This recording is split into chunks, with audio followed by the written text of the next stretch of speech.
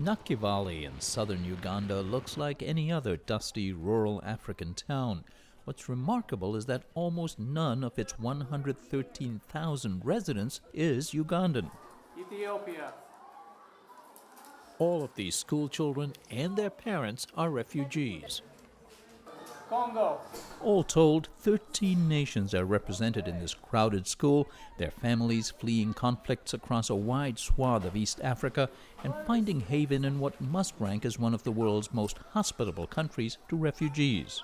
In Uganda, refugees are placed in settlements and not camps, and the government says there's an important difference.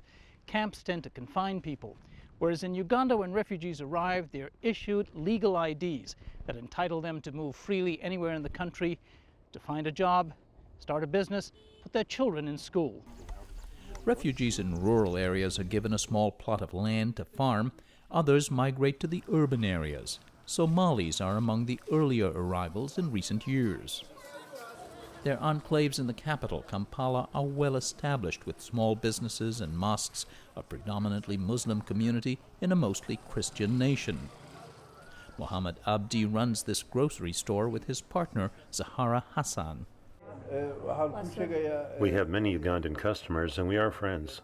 I am one of the Somali elders in the community, and we interact with the elders of the Ugandan community, whether leaders in this district or region, and we are friends, and they welcome us. We are very happy. We're like one. And one scholar who studied refugees in Uganda says there's reason to be happy. We showed in the capital city of Uganda, Kampala, 20% of refugees own businesses that employ someone else. And of those they employ, 40% are citizens of the host country. So refugees can contribute to the host societies that they're part of. Oxford University's Alexander Betts says Uganda is the exception in a world where refugees face widespread hostility, often stoked by politicians. It's all too easy to have a race to the bottom in terms of political standards where provincial and municipal politicians or national politicians say, these people are a burden, we have to keep them out. And while many politicians, especially in Western democracies, must tread carefully on this issue, Betts says it's not a problem in Uganda, where one man rules virtually unchallenged. President Museveni has been able to adopt refugee policies that are a little different, in part because there are lower standards of accountability to the public. Now, not having democratic standards is definitely not something to celebrate, but it highlights the difficulties for democracies to open up their economies to non-citizens. It's a hard thing for politicians. Recent history might also account for Uganda's hospitality to refugees. President Yoweri Museveni himself lived in exile for years during and after the bloody dictatorship of Idi Amin. Museveni's rebels took power 30 years ago. There's been a history of violence in this region. Zach Niringia is a bishop in the Anglican Church of Uganda. South Sudan, Rwanda, Burundi, even Congo, and even Uganda. But I think that has created a sense of being hospitable, because you never know, it may be your turn next. Despite praise for its hospitality, life in Uganda is far from perfect for refugees. Their number has doubled in the past 5 years or so to more than 500,000, most recently from separate conflicts in Burundi and South Sudan. Uganda is good because it does give us security. Most of the time we don't hear the guns like that. Kilume Zizi is grateful to have escaped the violence in his native Congo, where he had a small business in household goods.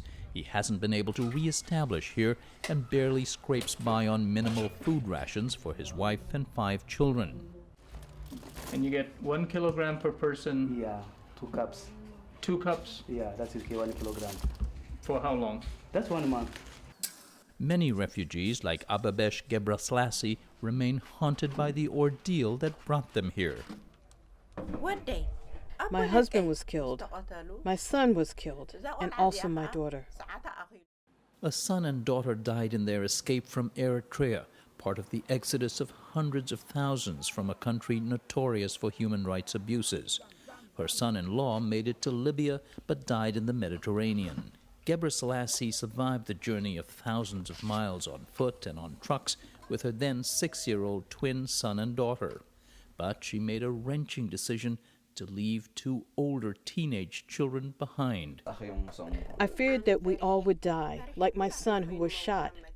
I left them so that our family can survive, can be represented. They're still there now. I don't know. I don't know. Along the way, she also took custody of her orphaned granddaughter, Sarah, who's now 4. I don't care if I die here, but I want a better future for my children, and that's not possible without a good education. That's not likely in the crowded school her children attend, with 120 students in each classroom, and perhaps because of that, teachers who aren't very sympathetic. There are severe consequences for being late, for instance. They beat you. Yes, they beat. Who beats you? The teachers, when they say that you pick the rubbishes, if we will come late, we wash the toilets. So if you're late, you have to wash the toilets? Yes. They don't understand, she said, that I'm late because I've gone to fetch water and helped my mother with the chores. In the end, Ugandan and international officials say it boils down to resources or a lack of them. Uganda may be hospitable, but it has a gross domestic product of just $600 per year per person. Nakivale School is funded by the UN's refugee agency. It gives Uganda some $200 million annually in refugee aid, a fraction of what's needed, but not likely to increase amid the demands on donor governments for refugees out of Syria, Iraq, Ukraine, and elsewhere. Charles Yaxley is the UN agency's spokesman in Uganda.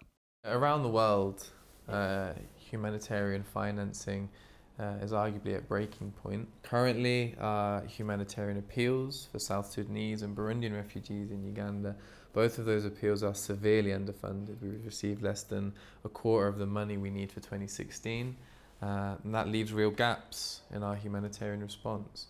It means we're not able to provide the educational support to the children, such as better schools, more teachers.